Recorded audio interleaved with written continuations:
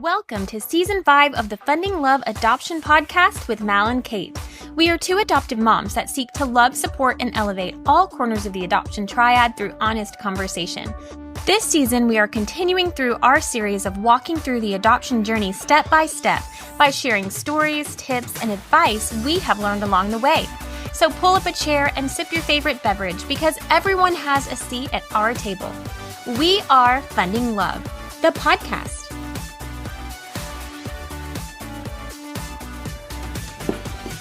Hello and welcome to Season 5 of the Funding Love Adoption Podcast. I'm Mallory Elrod. And I am Caitlin Duckworth. Welcome to Season 5. This is so exciting. We are in our studio for another season. And we're so glad to have you guys with us. Those who follow along and love what we talk about, we're so glad to have you back with us. That's right. So this first episode back, it is a new year. We are in 2025. So we thought we would start off by sharing a bit of our stories again for those of you that are maybe new around here, sharing about Funding Love and what we have planned for Funding Love in 2025. So yeah, just like a little bit of a recap about us, a good way to get the year started. Yeah. It'll be fun. So why don't you start? Why don't you start by telling us a little bit of who you are? So I am an adoptive mom of two little girls. Our oldest was born in 2020. We brought her home in 2020. And then our youngest, the end of 2023. So I have two little girls through adoption. They are both so awesome. And you know what's funny is you think like, you have your first, like, oh, our second is just going to be just like our first. Well, that's not true. They could not be more different, but I love that. And I'm married to my husband, Adam, for 16 years. We've been married. And we live in Fort Lauderdale. And that's where we are recording in our studio. Yes. In Fort Lauderdale. So yeah, that's a little snapshot. And we're big Disney people, as I'm sure you know. You can see by our mugs, big Disney fans, big travel people. That's a little bit about us. Yes. What about you? Tell us your little snapshot of your family. Yes. So I'm Mallory. I'm also an adoptive mom, but my husband and I have been married for 17 years and we had 3 biological children before we chose to pursue adoption. It was something that was always on my heart. That's the way the birth order kind of worked out. So we have 3 boys and 1 girl, and our youngest came home through adoption. In 2016. 2016. Yeah. So he is he's 9. He'll be 9 this month. Oh, It's crazy. That is so crazy. So crazy. Yeah.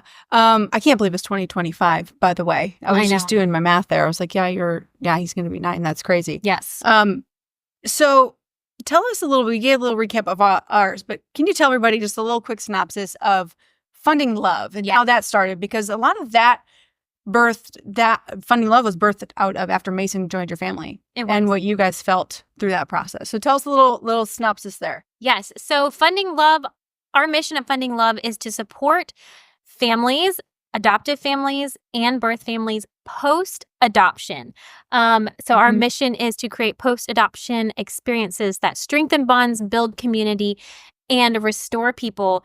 And so while my husband and I were going through the adoption process, we found that we had a lot of support on the front end. People were so excited about us adopting a child and helping us to fundraise and support us all through that. That stuff's easy to get excited about, right? People love to see our growing family. Yeah. So I can see that.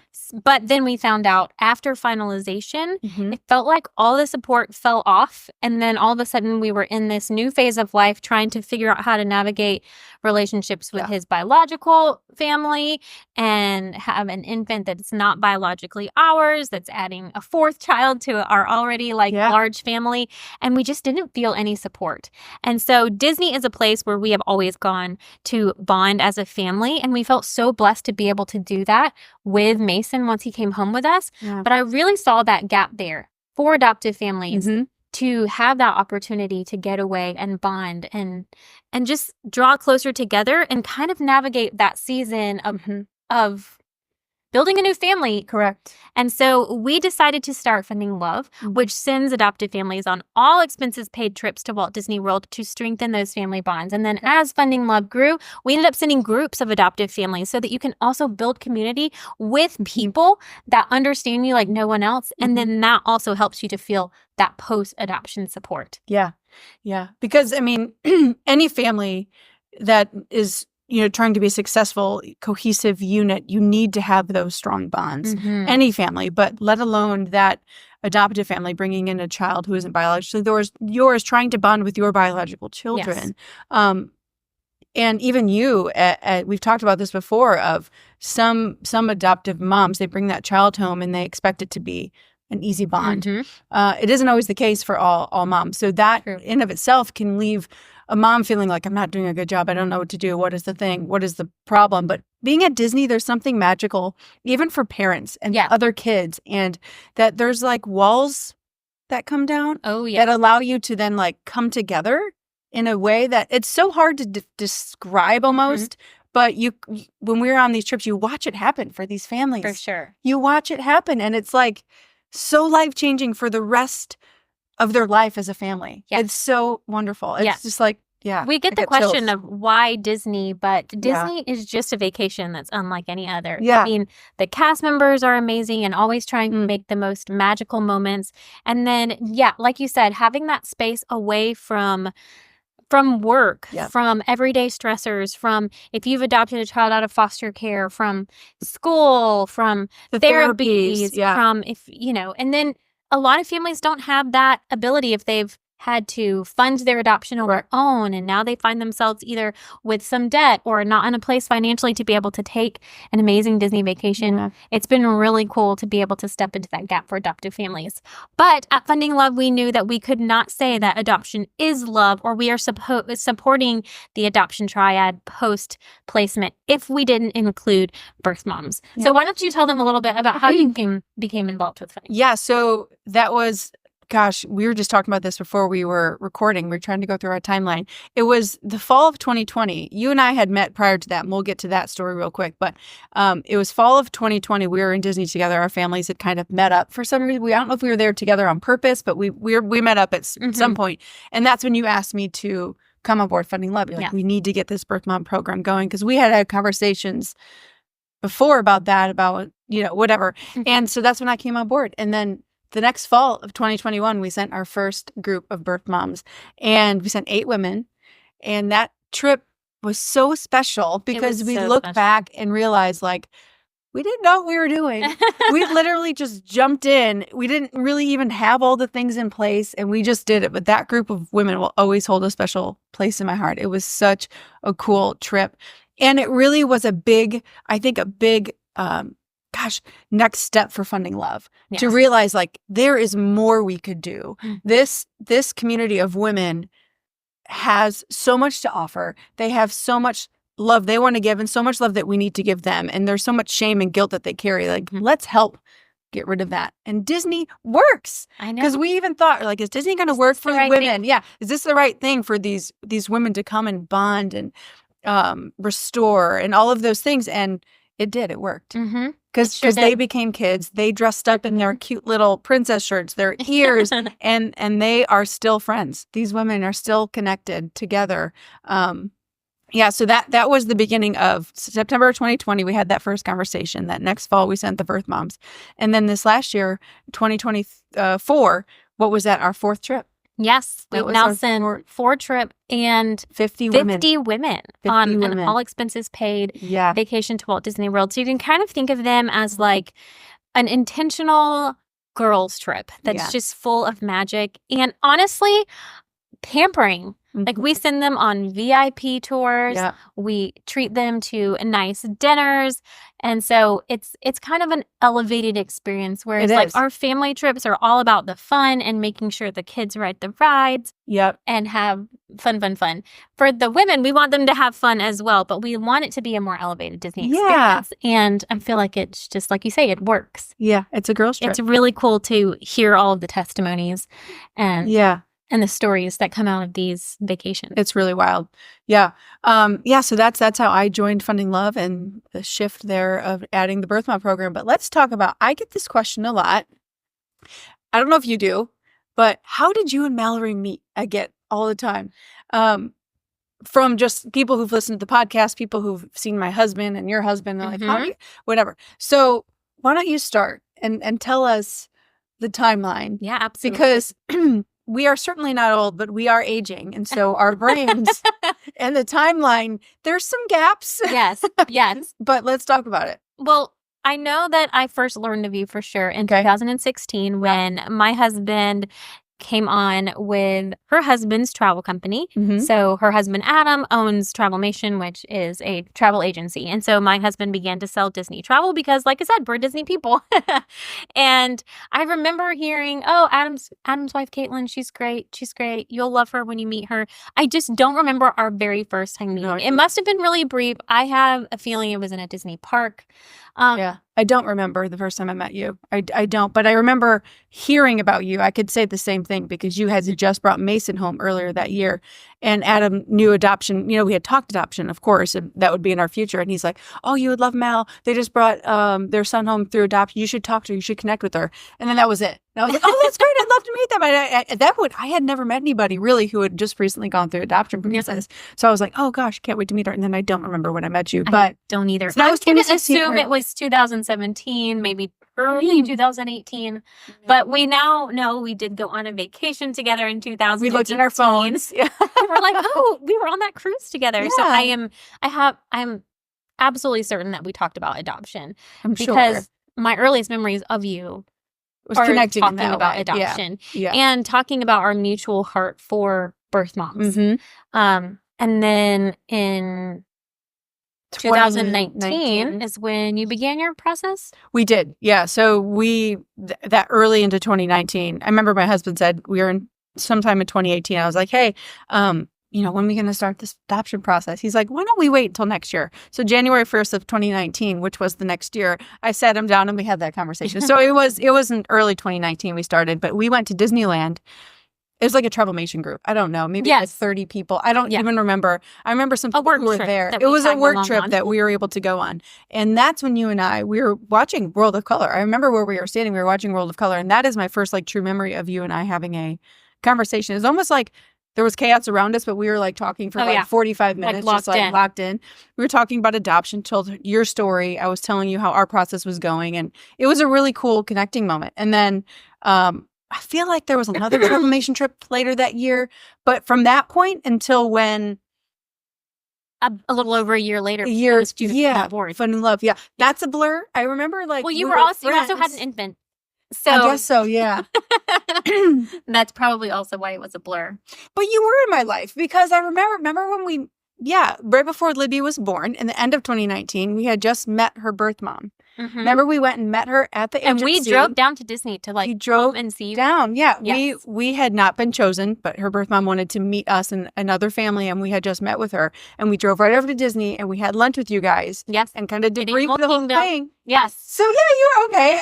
I'm trying to piece it together because we're like, I don't really know, when did we become really good friends? I don't. Yeah, I guess 'cause it was a slow climb. That's such a great memory for me because we've said in past episodes that both of us have had adoption in our heart since we were children, essentially. Mhm. And our husbands were on board, but needed a little persuading.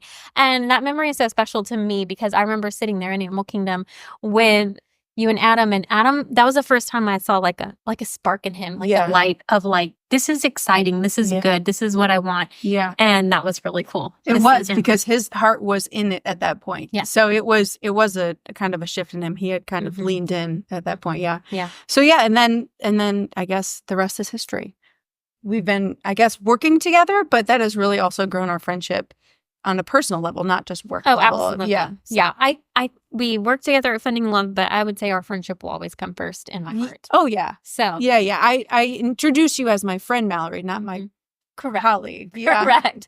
So anyways, that's how we've met, a little bit all over the place, but Travelmation, I would say, is to give the credit for bringing us together. And I would like to say something else that is unique about mine and Caitlin's stories. I hope you don't mind me sharing this.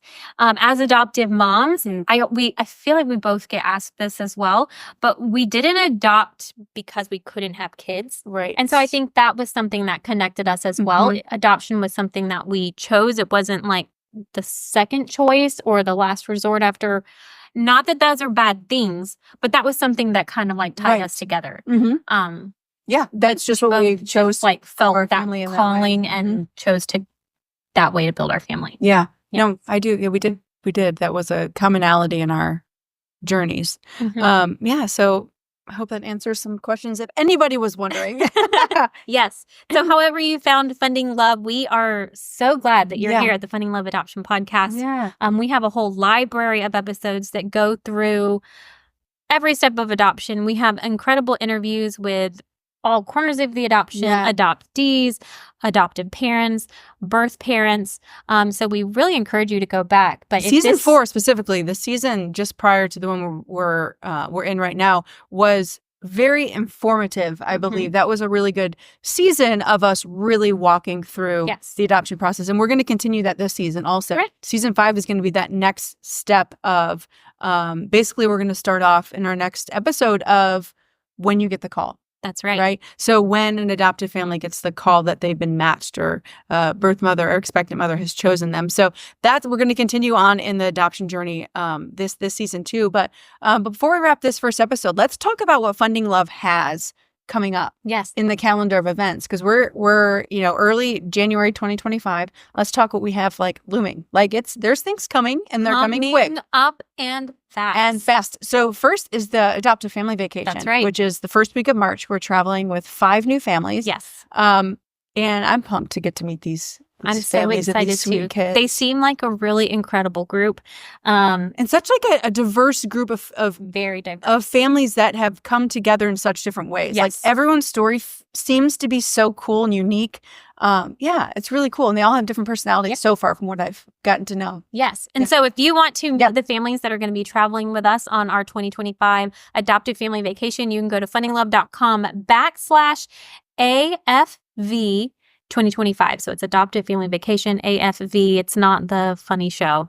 It's Adoptive Family Vacation. America's Funniest AFV 2025. And you can meet the families. You can read the stories that they submitted about their adoptions. Yeah. And if you're someone here that is looking to adopt or you just recently adopt, I feel like reading these stories really helps you to feel a little bit of that community. You can see that there are families that have walked through what you've walked through or experienced a little bit of what you've experienced. So I encourage you to go to that website. But after that, that's going to be in March. Yep. Comes April. And we will be having our 3rd annual fundraising gala. Yeah. I'm going to tell them what the theme is this year. It's a night of dreams. A night of dreams. And that can be telling. Maybe you can decide what that is, but it's really going to be like an elevated circus theme, I guess. Circus seems like a kitchen under the thing. big top of twinkling stars. Yeah, it's just going to be a fun theme that we can kind of play on. The music's going to be themed in that way. The what do you call it? The silent auction, the foyer area is going to be. It's going to be a lot of fun. A lot. If you've attended a gala in the past, expect a lot of new surprises. If you've never attended a gala before, we highly encourage you to go and get a ticket today. You can buy individual tickets. You can buy a whole table of 10. If you have 9 friends or groups of couples that you want to just grab a table so you can all sit together, you can do that. And also if you have a small business or a business or you personally want to help sponsor the event, we still have some sponsorships available. So we would love for you to partner with us in that way and just come and have a good night because it's fun. We have great silent auction items. The entertainment is fabulous. Live auction items. And I'm saying the music, what we have lined up, I'm just like, I'm going to be entertained. I'm so excited. Yeah. So that's always a big night for us at Funding Love because that helps us also serve our families and birth moms the rest of the year. That is a big night that we really are so grateful that so many of our donors and our supporters come together and we really bring in quite a bit of money. We're, that we're able to just do what we do. It really is such a big night for us. I'm excited. That's the I guess things that are on our minds right now for Funding Love. Yes. Through the springtime. Then in the summer, we will have our 7th anniversary as a nonprofit. Our anniversary is August 17th. We call that I Am Funding Love Day. So we're going to have some fun things planned for that. And then come September, Birth Mom. It'll be time for our Birth Mom vacation. Yeah. Yeah. So the applications for that will open in mid-March too. So we just keep, or even early March. I forget when we do that. But watch social media. We will put it on our social media. But we just keep the train going. We really do. Yeah. It's one thing after the other. But Yeah, and if you come to the gala, which we hope you do, we usually give some announcements of the big things that we have coming for the rest of the year. So those who are in the room, we really kind of give a little bit of more of a personal look into how we've grown and a personal look into the hopes and dreams of how we continue to plan to serve the adoption community. So we hope you join us. That's right. Listen, before we wrap up again, I keep saying that, before we wrap, every year in our first episode of the year, we talk about a word. Like a word that we personally are going to say, like, this is my word for the year. Mm-hmm. This is what I'm going to focus on. So I'm shifting gears, but I'm going to ask you, do you have a word? So I think I do have a word. You know, I love my words. I love words too. I feel very unprepared today, though. Really? Okay. Yeah. Well, you know, here we are. We're 2025. We got to get it going. Okay. But the past 2 years, my word has stayed the same. It's been root or rooted, roots. Really feeling bloom, blossom, right? Those sort of things. Well, it was just roots. Okay. Because I really felt like I needed to invest in the roots of a lot of things in my life. Funding love, my marriage, our family, like just really like making sure that we have a strong foundation in things across the board. And this year, bloom and cultivate are kind of like hand in hand. Like you have the roots and they're starting to grow, but now we need to water. We want to watch it grow and bloom. And I really am feeling like my word for this year is bloom. Okay. But also cultivate. Like you have to be intentional when you bloom. You can't just see the flower start to bloom and let it be. Like you need to make sure it will die. So you have to continue to water it. Make sure it gets sunlight. Listen, she's the gardener, not me. Maybe one day. So that's my word for the year. And I'm really we have a lot of exciting things happening in our family. We're building home. We just recently in 2024 moved full time to Florida. So we're kind of like settling there. We established our roots in 2024 and now we're ready to grow. We want to start serving in our community.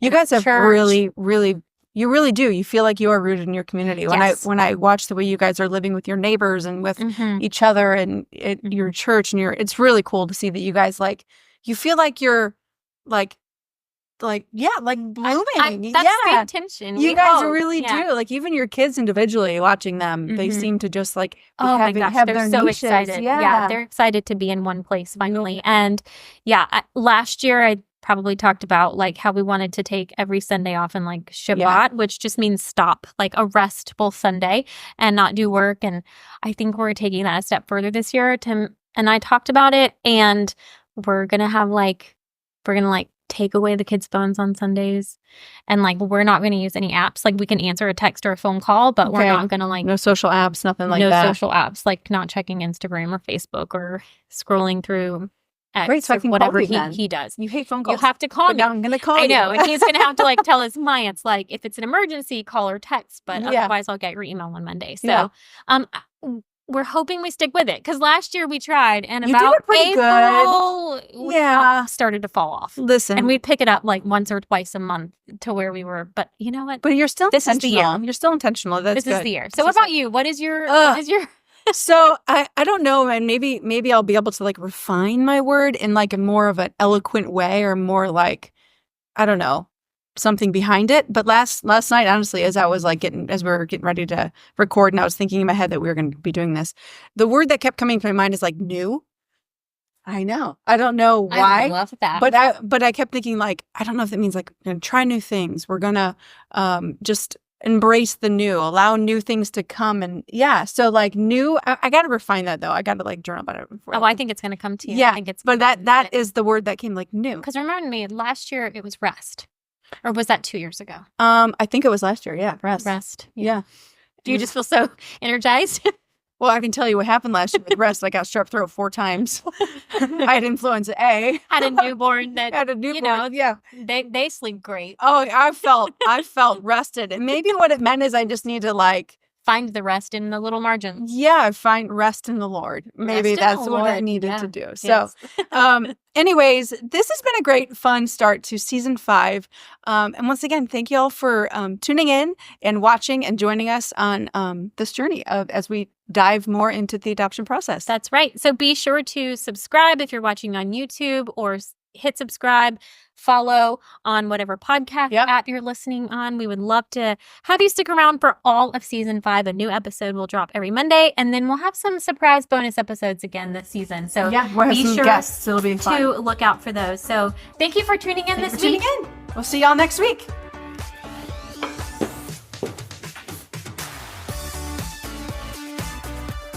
Thank you for listening to this week's episode of the Funding Love podcast. We are a crowd-funded nonprofit, which means that people like you can help make a lasting impact in the lives of adoptive families and birth moms. At Funding Love, we create post-adoption experiences that strengthen bonds, build community, and restore people. And when you partner with us, whether that is giving online, signing up to become a monthly donor, or simply buying merchandise from our shop, you are funding love.